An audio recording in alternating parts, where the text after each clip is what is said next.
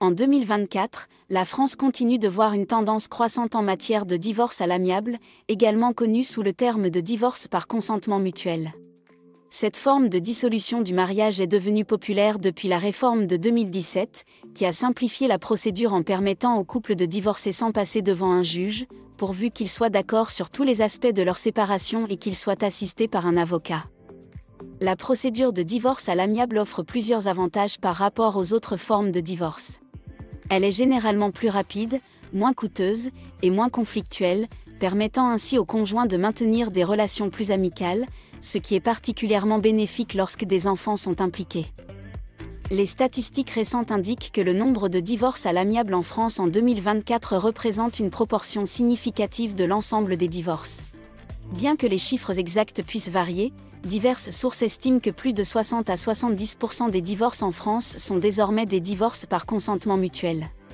Cette augmentation s'explique par la volonté des couples de simplifier la procédure de séparation et de réduire les tensions et conflits souvent associés au divorce. La facilité de la procédure à l'amiable s'accompagne également d'une évolution des mentalités. Dans la société française contemporaine, le divorce est de plus en plus considéré comme une étape normale de la vie, plutôt qu'un échec. Cette perception a contribué à une augmentation de la préférence pour des séparations moins conflictuelles. Cependant, il est important de souligner que le divorce à l'amiable ne convient pas à toutes les situations. Dans les cas où il y a des désaccords importants sur des questions telles que la garde des enfants, le partage des biens ou les pensions alimentaires, d'autres formes de divorce, telles que le divorce pour faute ou le divorce pour altération définitive du lien conjugal, peuvent être nécessaires.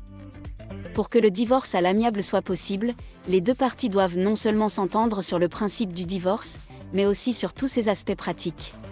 Cela nécessite souvent plusieurs séances de médiation et de négociation, facilitées par les avocats de chaque partie. Une fois un accord trouvé, les avocats rédigent une convention de divorce qui est ensuite enregistrée chez un notaire, donnant ainsi au divorce son caractère officiel. En conclusion, en France en 2024, la majorité des divorces sont réalisés à l'amiable, reflétant une préférence croissante pour une séparation consensuelle et moins conflictuelle. Cette tendance témoigne d'une évolution dans la manière dont la société française perçoit le divorce, ainsi que d'une reconnaissance de l'importance de préserver des relations cordiales, en particulier lorsque des enfants sont impliqués.